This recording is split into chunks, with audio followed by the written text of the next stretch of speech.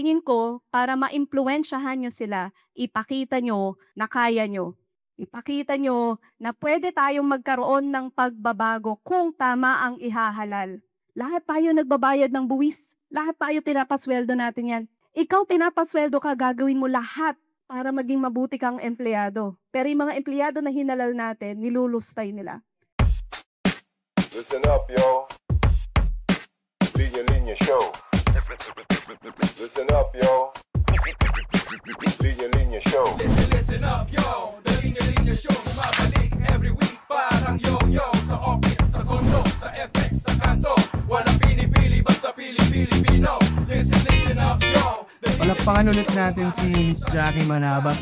Grabe, salamat sa kwento ni Ma'am Jackie and Ma'am Jackie talaga, no? Ni Jackie at dami niyo natin natutuhan, and ang dami niyang kwento and nakakabigay ng pag-asa, na may mga reporters tayo, journalists, merong katulad niyang influencer, marami tayong nararanasan din sa mga ibang influencers na hindi maganda, pero nakakabigay pag-asa, na may mga good influencers like Jackie Manabat, like Tita Baby, and influencer din yan si Ma'am Nene Guevara kanina, Maraming salamat ulit. Palakpakan natin yung mga speakers natin sa kanilang mga kwento, insightful na messages, At for sure, marami nang tumatakbo sa isip natin ngayon, At kaya gusto kong gamitin yung nalalabing oras natin, para makapag-usap-usap, makapag-forum or Q&A. Kaya gusto kong tawagin sa harap, ulit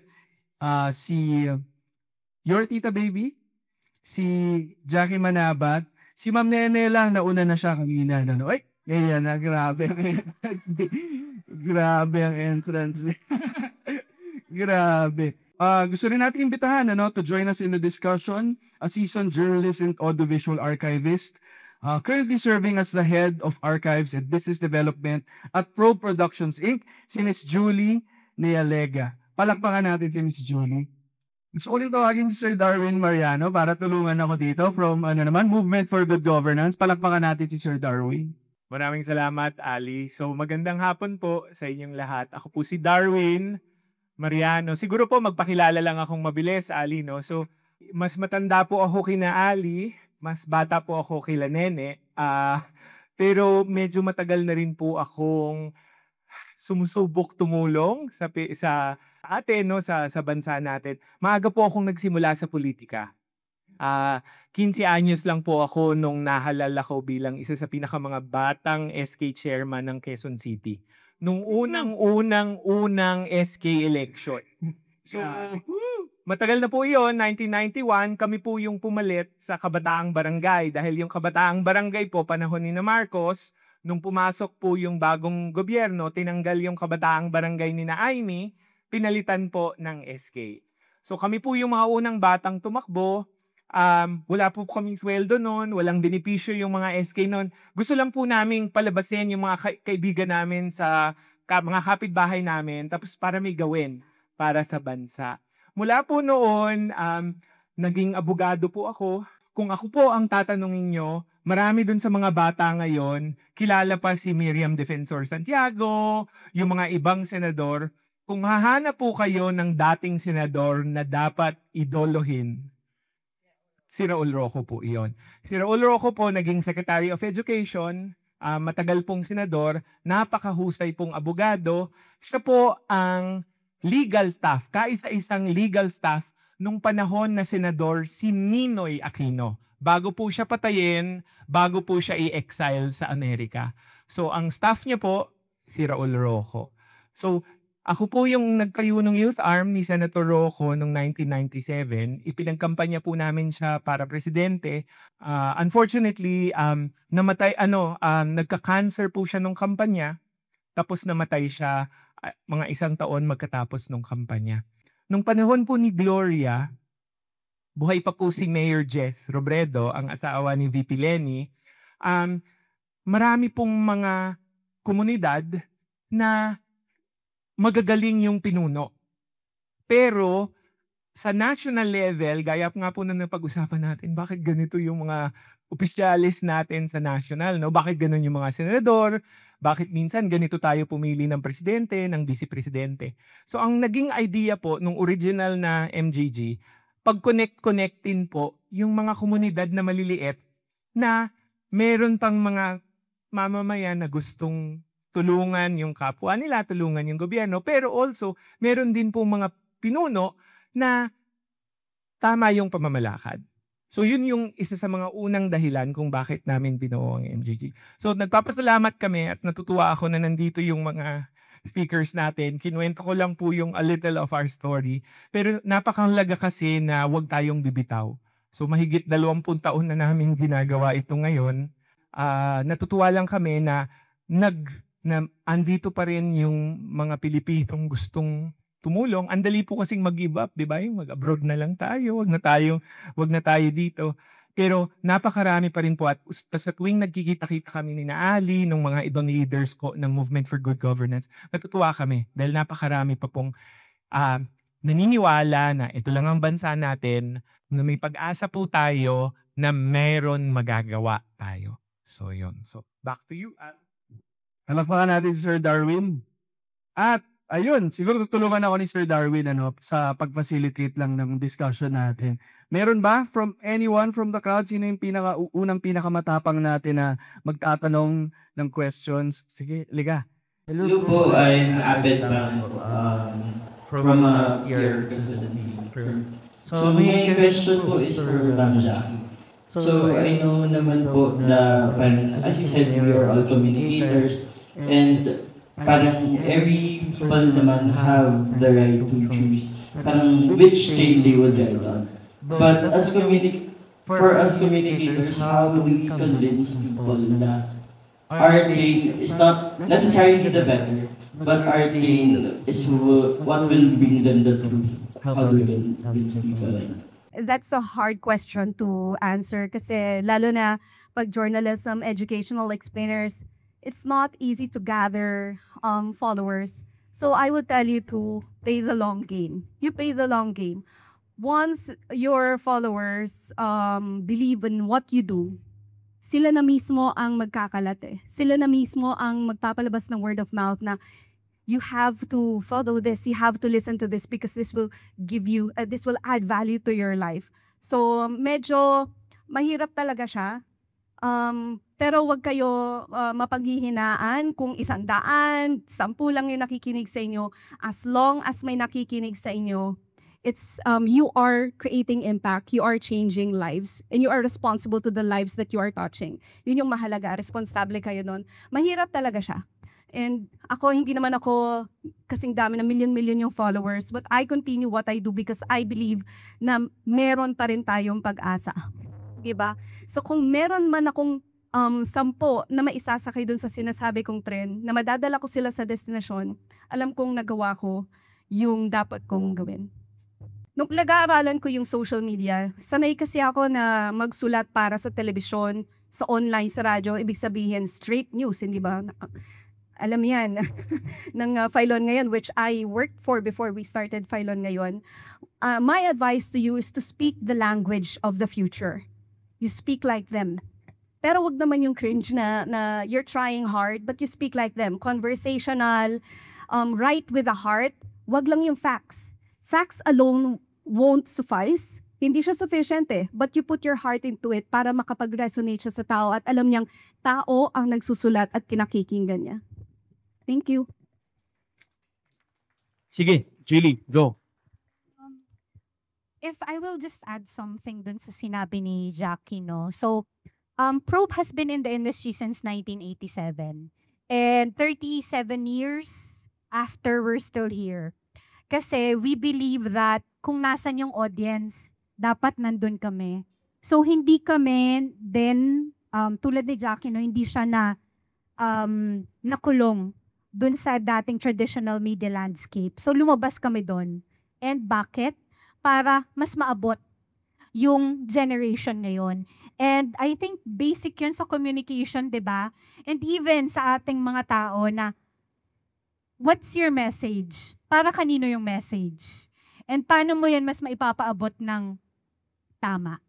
And for us journalists and hopefully content creators, for as long as sa facts, nakaangkla yung isang kwento, kung ano mang format yun, I think hindi ka magkakamali.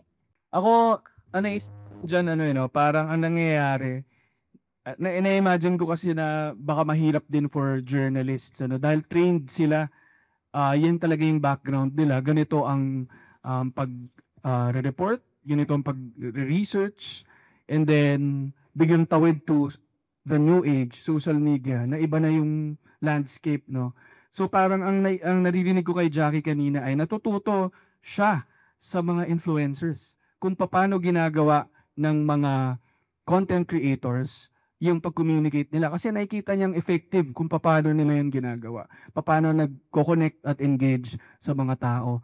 Pero, content creators naman, kami na walang background sa journalism, ay natututo naman sa inyo. At kung paano nyo ginagawa yung trabaho nyo, kahit na hindi yun yung main na background namin, kaya mahalaga na naririnig natin kung paano nila ginagawa eh. And yung likes ni Jackie na parang ginagamit yung platform niya, labas sa television at sa radyo, para i-educate tayo. Kasi, and ito rin actually yung purpose nitong event na to, no? Na para rin sa mga content creators, kasi lahat tayo ay content creators, no? Parang lahat tayo naging influencer bigla. Kasi kanya-kanya tayong may mga page na binabasa, 'di ba? Pinaniniwalaan ng mga taong naka-follow sa atin, 'di ba? So, lahat tuloy tayo nagkakaroon ng responsibilidad, no, na hindi magkalat ng mali at ng hindi totoo, pero ng tama. No? So, yun lang yung nakikita ko, no, yung pagtawid ng dalawang mundo na yun, na natututo sa isa't isa. And maganda na nagkakaroon ngayon ng ganun para mas maging effective yung communication natin or pagtutulak sa totoo. Ano yung mga success stories nyo sa inyong mga kanya-kanyang mundo or areas of expertise? Paano namin po kumbinsikin kung tatay ko na naniniwala sa ganito or tita ko na naniniwala sa ganyan? Ganda ng question ni Sir Darwin, ano? Block na agad. Hindi, biro lang. Sige, baka gusto nyo mauna, tita baby? Okay. Marami kasing bagay na tumatakbo pag yan na nangyayari, no? And nangyari na rin sa akin yan several times. Sinasampal ko lang. Charot. Hindi. Hindi naman. Sinasapa ko. Charot. Hindi. The most effective way to shun people away from what your point of view is to make them feel they're wrong. Pag sinabi mong mali, mali yan. Automatic magsasara na yung... Kasi sino bang may gustong maging mali? Wala, di ba? So pag sinabi mong mali ang pinaniniwalaan mo, ako ang tama, yun ang pinaka-effective way na wala na, sarado na, hindi mo na mababago isip nito.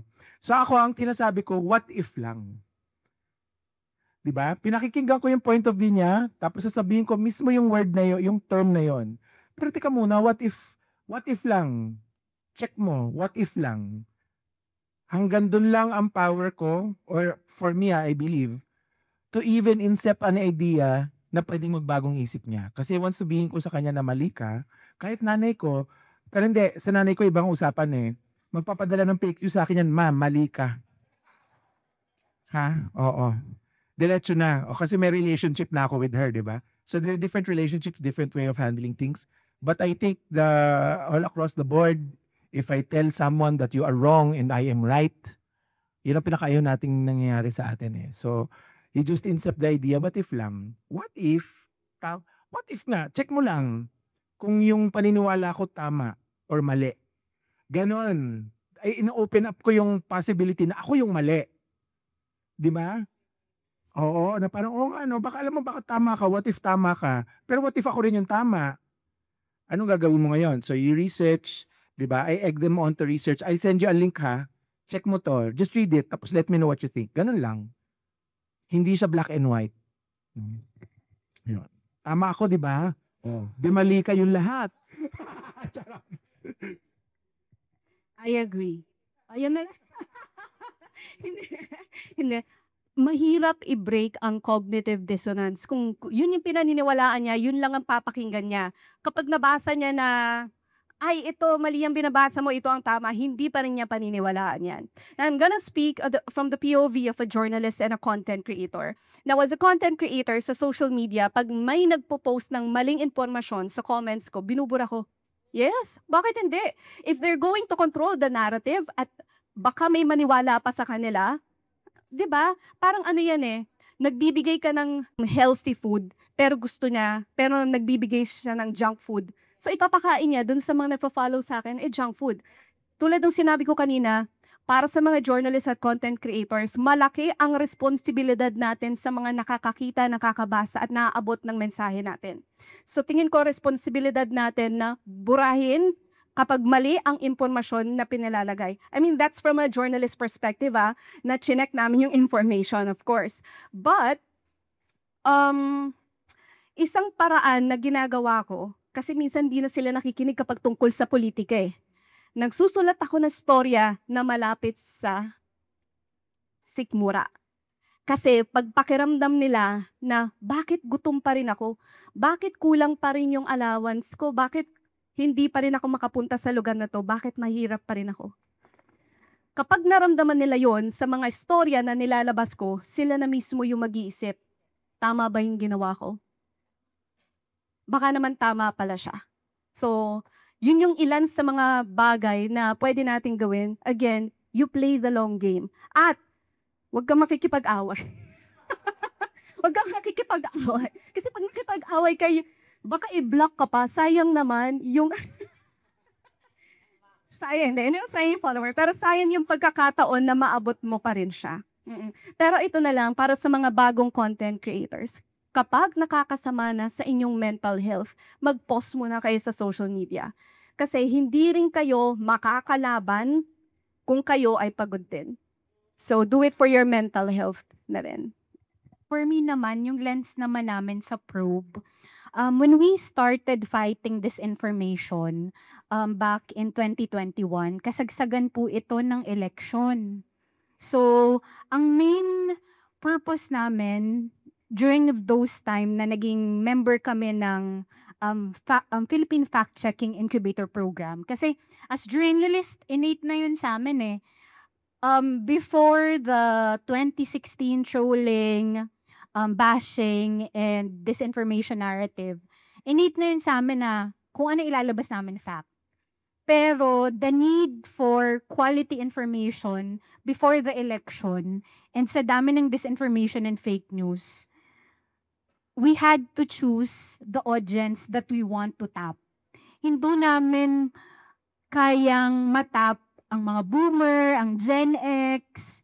We were looking at the Gen Z and Millennial na hindi na kilala ang Probe.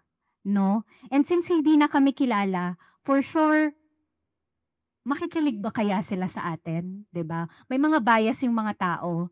So sabi namin, why not partner with the content creators? So yung tanong ni Sir kanina, no, paano yung good practice na ginamit namin? We collaborated with them. Kasi as what Tita Baby said earlier, na-fill niya yung gap na yung audience ng Probe na matalino, na may critical thinking, alam na niya yung gagawin niya. But to those na hindi pa kilala or hindi pa alam kung, okay, totoo ba to o hindi? Fake ba to o hindi? Yun yung na-fill na gap ng mga content creators, yung audience nila. Kasi diverse yan eh. So when we started with McCoy Dubs back in 2021, kasi hindi naman ibang realm yung content creations, journalists are content creators. Even back then. But iba yung world nila. May iba silang audience. Mas relatable sila kesa sa amin. So why not harness that strength na meron sila para mas maging impactful? Yung pag-encourage, not yung maging preachy. Kasi pag sila na yung nagsabi ng digisapono pa lang ni Tita Baby, ni Aunt Julie, yun yung character niya sa fact-checking namin, mas pakikinggan siya. Versus siguro no kung si Miss Cheche, na mas nasanay na seryoso, ay baka mag-zone out yung mga Gen Z. So, as per strategy, we started with the Gen Z and Millennial na I think the youth vote during that time kasi sa dami ng disinformation on election and the history of the Philippines, di ba? So why not target muna yung pwede pa nating ligawan? Kasi pag may bias na talaga yung isang tao, nasanay na siya doon. 'Di ba? Ang hirap ng baguhin. So at least for us, yun. We targeted the audience and we partnered with the content creators para mas matap namin yung wider audience. Kita naman natin, narinig natin silang tatlo na may iba't ibang konteksto, no? May iba't ibang pinanggagalingan. Kaya para sa akin, kailangan talagang kapag may kausap ka, alam mo dapat yung konteksto ng kausap mo. Kasi gaya ng sabi ni Tita Baby kanina, kapag mama niya yung kausap niya, kaya niya maging diretso. Pero kapag kayo kausap mo ay wala kayong ganong relasyon, kailangan mong kapain. Tama si Mami, no? Na kapain, ano? And sa totoo lang, kailangan ng pagpapakumbaba eh. Kasi kahit na alam mong alam mong backed up ka by data, by research, alam mong tama ka, kailangan magpakumbaba ka para malaman mo kung ano yung, mapakinggan mo rin siya, no? At ang ganda-ganda ng sinabi ni Tita Baby na what if eh. Kasi kahit minsan backed up tayo ng sarili nating research, baka may perspective din yung kausap natin na pwede natin i-consider, no? So, sa akin yung pagpapakumbaba at saka empathy napakahalaga sa kausap mo nang alam mo yung konteksto kung sino, no? At dagdag ko lang sa linya-linya naman, bilang yun din ang tinatry namin gawin, itong mismong brand na to ay galing sa memes, galing sa mga jokes. Pero umabot sa point na nag-uusap na tayo tungkol sa mga seryosong bagay. Pero ang gamit naman namin ay yung power din ng humor, no? Yung joy and yung kasi sa akin yung relatable talaga sa mga Pilipino yung nakakatawa, no? Kasi kahit na mga pinaniniwalaan natin, natatawa tayo sa mga parehong bagay, no? Isang way in yun. Pero syempre, hindi pwedeng yun yung ginamit mong paraan para makuha yung attention, ay gagawin mo ng katatawanan yung seryosong bagay, no? Marami sa mga tumatakbo ngayon, yung mga ganyang gaya ng style nila, hanggang dulo, joke pa rin, no? Pero ang sinasabi ko lang, yung humor and relatability, napakahalaga. Kasi doon tayo nagtatagpo, no? Doon tayo nakikita para mag-usap ng tao sa tao, ng labas dun sa iba't ibang background natin, pero nakakapag-usap tayo ng malaya. So sa tingin ko kailangan yung considerations na yan para maging effective yung communication. Yeah. Ako, karin ako sa Better World po ba kasama ng mga taga-AA dito. Medyo, di ako sanay hindi pinagsasalita. Kasi pag sa atin, nakagawan tayo ng mic. So baka lang, relax. Pwede ba tayo mag-cheer? No, bate ba cheer? Okay, 1, 2, 3, go! Hindi ka kailan ng mga lupa na sumusuko. Grabe yan, Medyo ng mga nanay natin. Pinapakilala ko kayo sa mga nanay leaders namin. Lahat yan, may mga 100 ng mga tao-author sa inyo, di ba? So marami kayong impluensya. Paano ba natin matatawid itong mga mensahe na to? Yung mga SE, high school dyan from San Mateo, paano ba natin matatawid? So, hindi to ako nahihirapan eh. Pagbalik sa pamilya, sasabihin, ba't naman ako magkakaroon ng pakig? Kahit ano mong mangyari, iniba-iba man natin yung mga binondo natin doon, mahirap pa rin naman kami. Narinig nyo ba yun? Dalas? So, paano ka tuturo sa mga anak ko ngayon? Kung tama binoto nyo, matatalo. Kung sakali, kung di tayo bumoto. So, paano naman to? Diba? Inisip ba natin paminsan-minsan? Yes. Wala naman nagbabago. Paano naman yun? Gusto ko, bago lang sumagot yung mga panelists natin, naisip ko lang, marami sa mga bata ngayon, dami-dami nating followers, influential tayo sa circles natin. Pero yung mga nanay, yung isa sa mga pinaka-influential na mga tao sa buhay natin, Pag-uwi kayo, sinusunod ng mga anak nyo. Sa mga community, sa mga barangay, kayo yung thought leaders, Kaya mahalaga yung mga tanong nyo, kaya mag-prepare kayo pagtapos nung kay Jayton kayo magtatanong. Okay, sige. Tandaan nyo to if we change nothing, nothing will change. Diba? Oh, sanay na tayong mahirap, sanay na tayong hindi naaabot ng ulan. Pero may isang matapang na palaka na nagpakita na kaya naman pala. At nung nandun na siya sa ibabaw, kinuha niya yung mga kamag-anak niya. Oh, kaya naman pala. So tingin ko, para maimpluwensyahan nyo sila, ipakita nyo na kaya nyo. Ipakita nyo na pwede tayong magkaroon ng pagbabago kung tama ang ihahalal. Ipakita nyo kung bakit dapat ayusin ng, ng mga inihalal natin, yung pinaghihirapan nating buwis. Yun yung madalas na hindi alam ng mga tao eh. Lahat tayo nagbabayad ng buwis. Lahat tayo pinapasweldo natin yan. Tuwing sinasabi ko yan, alam niyo bang pinapasweldo natin yung mga nakaupo dyan?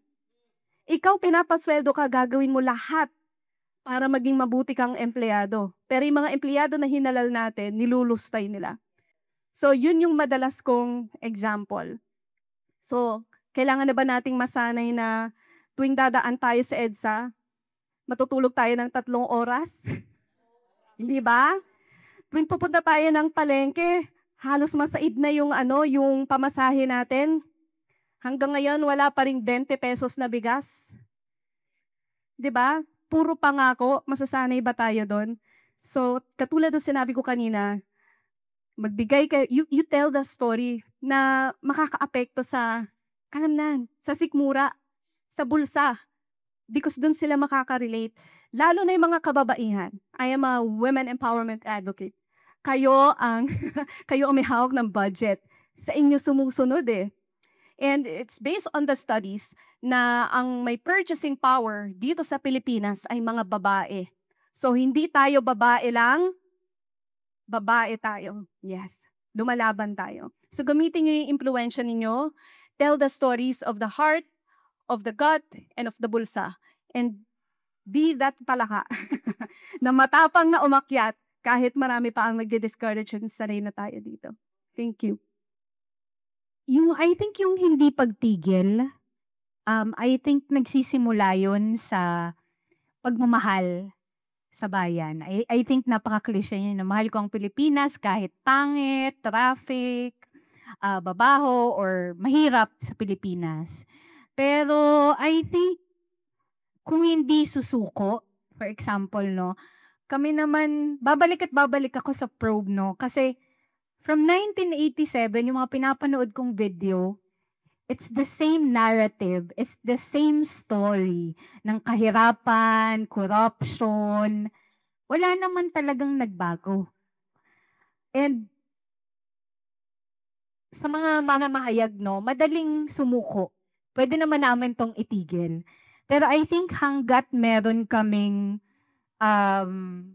way para maipaabot pa yung mensahe namin na hindi pa huli ang lahat. 'Di ba? Pwede niyong gamitin yung mga ginagawa naming storya para makapag-engage or gawin yung resibo. Especially yung mga anak nyo, no? Minsan, kapag hindi na nangyari, walang picture, hindi totoo. So, yung mga ginagawa ng content creators, ng Probe, nila Jackie, kung kailangan ng patunay ng mga hindi nakikinig sa inyo, pwede nyong gamitin. Kasi, I think kapag tumigil na tayo sa pagkumbinsi ng mga tao, kahit mahirap, whether it be about sa kung sinong iboboto mo ngayong eleksyon, mali yung ginagawa ng isang politician, I think kapag in-enable natin yon, kapag tumahimik na lang tayo, I think wala na talagang yun nga, mangyayari sa bansa natin. So, nandito kami para tumulong sa inyo. And nasa Facebook tayo lagi, no? Yung mobile phone natin. Gumamit kayo ng tamang resources para ma-aid kayo na magkumbinse ng mga tao na kailangan nating papantahin sa kabutihan, hindi sa kasamaan at kadiliman. I think yan, Carmen. Thank you. Siguro for my point of view, there are two things that I'd like to share, no? Kasi 'di ba parang paano naman tayo? Wala naman nangyayari, wala nagbabago. Lumalaban tayo, wala naman nangyayari. Ang tanong, what if hindi tayo lumaban? Eh di lalo tayong lugmok sa hirap. lalo tayong walang kinakain. Lumalaban na nga tayo, nandito pa lang eh. So what if we stop? So wag kayong mawawala ng pag-asa. Kasi yung pag-asa na yun ang keeping us above water. 'Di ba? Lalo na para sa kayong mga influencers, kayong mga ina. No? So that's one thing. We can never predict the future. If we don't fight, things can be different, for sure. How different, di natin alam. So we keep fighting to make sure that we at least are in status quo. Kasi kung hindi nagbabago at tayo give up, lalo tayong lulubog. Now, how am I going to inspire all of you to move forward? We are not fighting for ourselves anymore here. Especially those who are in our age bracket. We're not fighting for ourselves anymore. We are fighting for our loved ones. Sino dito, magtaas nga ang kamay, sino dito ang may mahal sa buhay? Na mas bata sa atin. Mahal sa buhay na mas bata sa atin. Yung mga iba mahilig sa matatanda, ganon. Charot. Parang jowa ko. Mahilig sa matanda. Okay, we are not just fighting for ourselves anymore. We are also fighting for the young ones. Let me tell you a real story. There was a time in my life I stopped voting. You know why? Because I was there in that situation. I'm just sick and tired of trying. Tapos hindi pa madaling aminin nyo, madali bang magrehistro? Ha? Alas 4 ng umaga, nakapila ka na. Di ba? Tapos botohan, madali bang bumoto? Ganun ulit. Di ba? Di ba? So mahirap. Pero ba't ako bumalik? Because nagkaroon ako ng pamangkin. Nagkaroon ako ng pamangkin, iniisip ko, ano ang mundong iiwan ko sa kanya? Yun ang nag-start sa akin lumaban ulit. So what are the possibilities of the people you love if we fight continuously? What are their possibilities? Forget about us. It's their word in the future anyway. Let's fight for them. So wag tayong susuko para sa kanila. Doon lang ako nanggagaling. Maraming salamat po. Thank you very much. Ay, hindi ka pa tapos? Nag-hot na si Tita Bailey. Grabe naman yung mga sagot nila. Nadadagdag lang ako ng konti, no? Ang ganda. Siguro ako naman sagot ko rin yung nasa t-shirt ko, no? Ang mahalaga lumaban. Alam ko nakakainip yung pagbabago, no? Lalo na sa mga dumaan na sa ilang dekada, no? Ng pagboboto, tapos wala nangyayari. Pero ang ganda ng reminder ni Tita Baby at ng panelists natin na, unti-unti, meron tayong, umuusad tayo. At meron tayong progreso. At kung tumigil tayo, lalo tayong uurong, no? At sa akin, ang mahalaga lumaban, hindi lang yung resulta yung gusto natin na tama yung pinaglalaban natin. At tutok tayo kung ano yung gusto natin at ano yung pinaglalaban natin at bakit natin siya pinaglalaban. 'Di ba? Kasi lahat tayo gusto natin ng mabuhay ng mabuti, mabuhay ng marangal, ng masagana, ng masaya. 'Di ba? At kung gusto natin 'yon, alam natin hindi siya madali. No? Pero hindi ibig sabihin na mahirap ay titigil tayo. No? 'Di ba? May quote, 'di ba, na huwag mong tanungin kung mahirap, tanungin mo kung mahalaga. So, doon tayo sa kung bakit natin siya ginagawa. Tutok tayo sa bakit at saka tutok tayo sa tama. Darating din. Yan akin. Hello, since na malapit na yung election, kasi doon din naman ang tumbok natin, no? Para sa future ng mga anak natin, yung ano pa yung salin lahi natin. So, pakibigyan po kami ng insight na maganda na makakatulong sa amin anong tamang tao iboboto, lalo na sa mga gumagawa ng batas. Ang gulo sa totoo lang. Nagiging popularity kasi nakikita ko more on popularity lang. Yung mga campaign ngayon, popularity lang nakikita ko. Kahit parang wala namang nagagawa, yun ang nakikita ko. So, pakibigyan mo kami since you're an expert in journalism, in social media. What are those qualification na masasabi natin na ito dapat iboto natin? Unang-una na dapat metric sa pagpili sa pagboto, ang unang itanong nyo, alam ba nila yung gagawin nila? Kung congressman o kaya sa Senado sila tumatakbo, alam ba nila kung paano gumawa ng batas? Mahalaga ba to para sa kanila? Yun yung pinakaunang tanong. Pangalawa, tingnan nyo yung plataforma nila. Kahit tanggalin nyo muna yung mga pangalan, ito yung mga itanong nyo. Kung yung plataforma nila ay sumasang-ayon sa struggles ninyo ngayon at yung gusto nyong pagbabago, another check. Pangatlo, tingin nyo ba sila ang makakabuti sa mga, sabi nyo nga, mas nakababata nyong mahal sa buhay? Ang plataforma at ang paggawa ng batas. Kasi again, this isn't for us anymore. This is for the future. So yun po yung tatlong metrics madalas na hinahanap ko. At hindi porke sikat, gumawa ako ng content na to, hindi porke sikat ay iboboto na. Hindi porke yun yung naka-blaster, I think alam nyo na, kaya nga kayo nandito eh. Alam nyo yung dapat gawin, pero yun yung mga metrics na maaari nyong i-share sa mga mahal nyo sa buhay. Alam ba nila yung gagawin nila? Ano ba talaga motibo nila? Oo. At sumasang-ayon ba yung plataforma nila sa struggles at sa gusto nating mangyari sa buhay? Hindi ko alam kung gaano ka relevant or magre-resonate to sa inyo, no? Ako, two things na titignan ko eh. Yung track record, past track record, di ba? Kano nagawa niya? Minsan din nun, alam niya ang trabaho niya, kung mambabatas sa talaga, no? Or pag nanalo pa lang siya, tsaka naiisipin kung anong gagawin. Tapos sa inyo pa itatanong, anong gusto mong gawin ko? Ha? Nadadaan sa jacket eh, no? So, isa yun. And then second, I think nakakalimutan natin the behavior that ang mga leaders natin, kung ano yung kilos nila sa totoong buhay, kasi lalabas at lalabas yan eh. Di ba kasi nakatingin sa kanila yung mga mamamayan. Tingnan natin kung yung values nila as human beings, tahi dun sa ginagawa nila.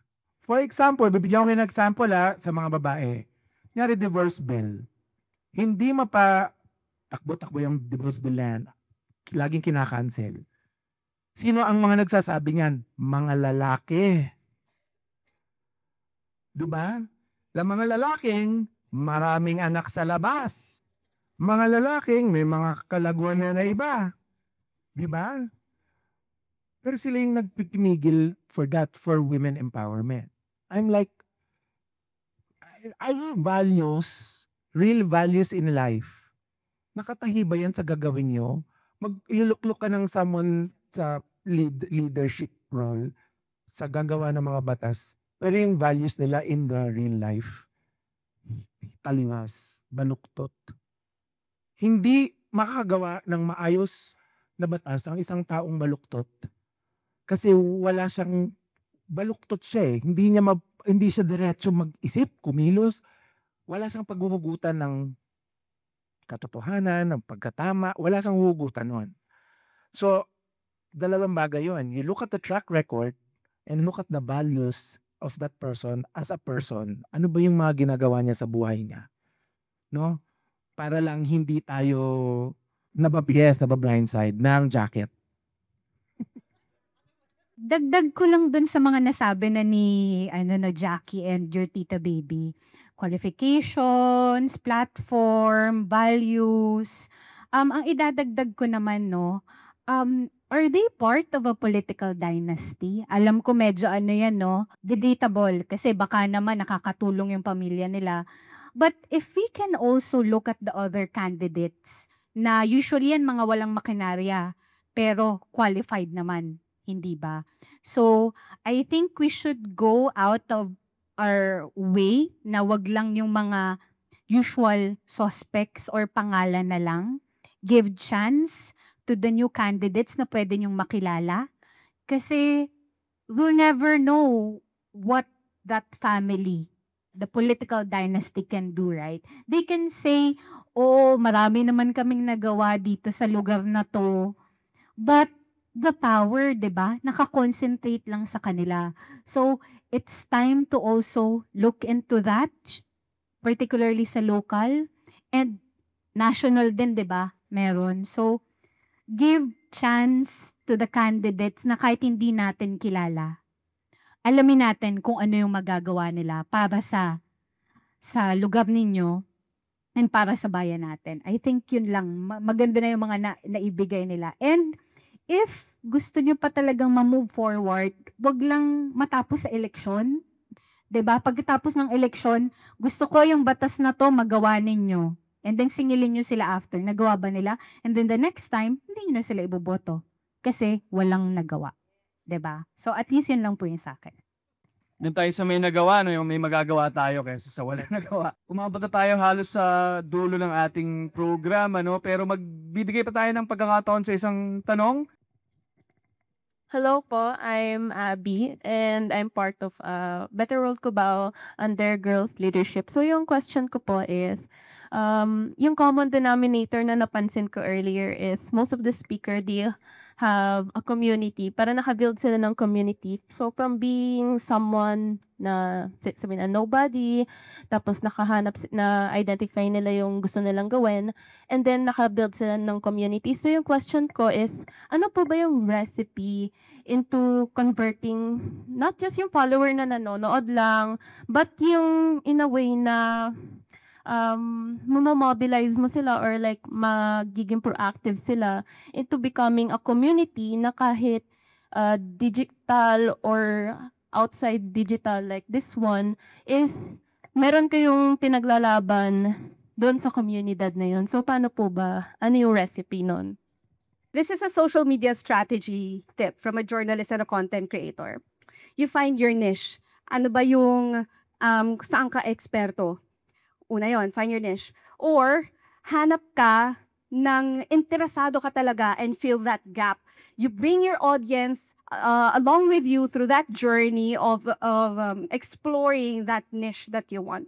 So, yun yung some of the strategies I would teach you. Now, how to build a community is to continue engaging with them. Katulad ng sinabi ko kanina, social medias, broken barriers, hindi na lang kami yung pinupuntahan, yung mga journalists, kami na ang naghahanap ng audience. So, that's what's important. You connect, you engage with your audience, and hanapin nyo kung nasaan sila. You speak their language through your expertise or you're trying to fill that gap through the niche that you're exploring. In my personal story, no, kanina nagkikwento ako na parang I just wanted to do something and I think this will connect to what you said, Jackie, no. I was just trying to do something that I wanted to do and didn't know I was good at it, which is drag. So I wasn't a drag performer on stage when I started doing drag. I was online. And then people started following.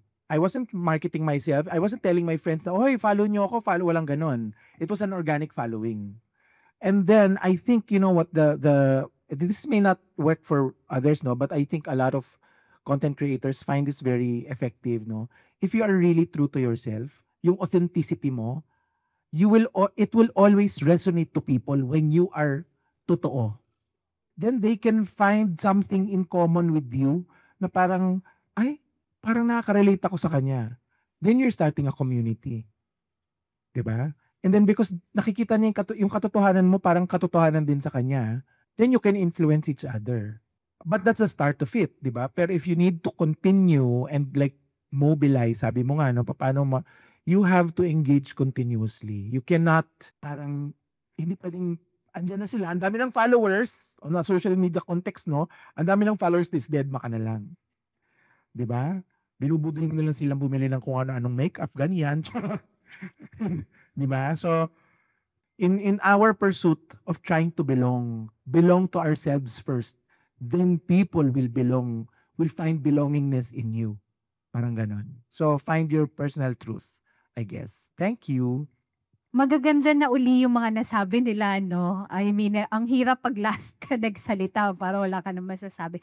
But for me, I think, yung pagiging sustainable ng mobilization, no? I think yun na hindi ka lang magtitigil or magsisimula kasi in siya ngayon, trending siya ngayon. Yung komunidad, nabibuo yan over time. And yung pagiging authentic ng isang community, yung pagtutulungan kung saan I think may strength yung bawat isa. I think bawat advocacy, dun yung nakaangkla. Na kapag malakas yung foundation, malakas yung bawat isa, authentic dun sa pinaglalaban nila. I think yung mobilization and sustainability ng isang community, mas madali for every group or community. Palakpakan natin sila.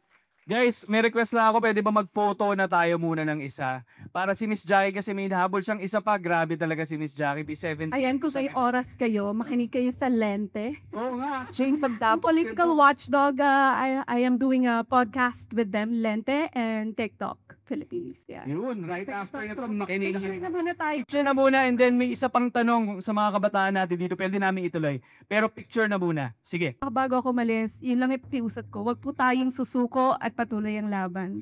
Palakpakan natin. Palakpakan natin, Miss Jackie. Sa mga kabataan natin dito, may mahalagang tanong yung isa sa kanila. Sige, game. Good evening po. Meron po akong mahalagang question po para po sa sektor ng mga kabataan. Kabataan ng pag-asa ng bayan. Yan po ang sinabi ni Jose P. Rizal, ating dakilang bayani. Pero paano po ba ang aksyon kung mismong mga matatanda na po ang nang-downplay or nang mamaliit sa kakayahan ng mga kabataan na makilahok sa pampulitikang usapin? Yun lang po. Maiksi na lang din naman ang panahon namin sa mundo. Antayin niyo na lang. Let them believe what they believe. Your actions are more powerful than anybody's words. You don't have to convince these people otherwise. You go there out, you register, you vote, you do the right thing every day with your life. Prove them they are wrong with the results of your life. Okay? Kasi feeling ko parang, okay, this is what I noticed, ano? I noticed we are so obsessed in proving others wrong that we stop there. Ay, mali ka, tama ako, puro daldal. Stop talking and act. I think, yeah, start doing. I think you will never change the minds of a lot of older people because they believe, which is actually, yeah, it's a programming, and it also, they believe, di ba, parang you cannot teach old dogs new tricks. Let them believe it. Just prove them wrong with your results. I think that's the best answer to that. As part ng kabataang Pinoy pa rin naman, based naman sa statistics, the youth vote, the Gen Z and millennials, it's comprised of more than 50%, no? So if we will, I think, joint forces, 'di ba, with the people or the candidates that we think is good for the country. Sorry sa mga boomers, no? But we can show that we're powerful through our votes. I think importante yun na maniwala tayo na kahit may nagsa-silence na, ay, bata pa kayo, wala kayong magagawa. May magagawa kami. More than 50% ang boto namin ngayon, di ba? So, if you will just believe that we're powerful enough to change the narrative of our country na paulit-ulit, I think it can start with that. Na wag mo mawalan ng loob or nahinaan. Kasi pag bata, di ba, natural yun, ay sabi ng nanay ko, wala akong kwenta. Wala na talaga akong kwenta. Pero kung i-change mo yon into something as your strength, di ba, I think it's a good starting point. Kasi we're talking about generations, di ba? The old ones and the young ones. I just like to commend the older generation who are here. This is a choice you made, ha? This is a choice you made to influence others, to be here, to educate, to get more knowledge about our society and our future. This is a choice you made. And kung may tinatamaan, 'di ba, sa quote-unquote boomers, feeling ko hindi ho kayo 'yon kasi andito kayo. Sila yung mga nandun sa bahay ngayon natutulog, nakikinig ng chismis. Kailangan i-influence, no? Yan. Salamat sa mga nanay natin, syempre. Sabi nga, no, yung kabataan ng pag-asa ng bayan. Pero grabe yung pag-asang nakikita at nararanasan namin na nandito kayo. No? So magandang pruweba na may mga mas matatanda tayong mga kasama na naniniwala sa mga bata. Kasi ito mismong event natin na to, yun yung sagutin ko, may magagawa tayo at produkto ng kabataan itong event na ito. So tama si Julie, tama si Tita Baby, ano, pakita natin. Hindi natin minsan mapipigil yung mga mas matatanda nasabihin ko ano naiisip nila. Pero wala ring makakapigil tingin ko pagka ginawa natin at napakita natin. Gusto ko lang magpasalamat ulit sa inyong lahat. Palakpakan naman natin ang lahat na nag-attend ng event na ito. Unang beses at nakakagana, no? Sinabak namin tong event na to ng kabado, no? Na hindi namin alam kung ano mangyayari. Pero nagtiwala yung mga partner organizations natin, ang Probe, ang AHA, ang Amber Studios, ang Movement for Good Governance. Palakpakan natin sila. Sana kilalanin nga yung mga organisasyon na to dahil marami silang ginagawa, no, para itong mga pinag-uusapan natin ay magampanan na natin, no. So, ang dami natin natutunan, no, at more importantly na pag-isipan ngayong gabi. Sana hindi dito nagtatapos ang usapan. Responsibilidad nating lahat, ano, creator man o consumer, na alamin, suriin at ipasa ang tama at totoo. At tarating na rin ang eleksyon. Bumoto tayo ng tama.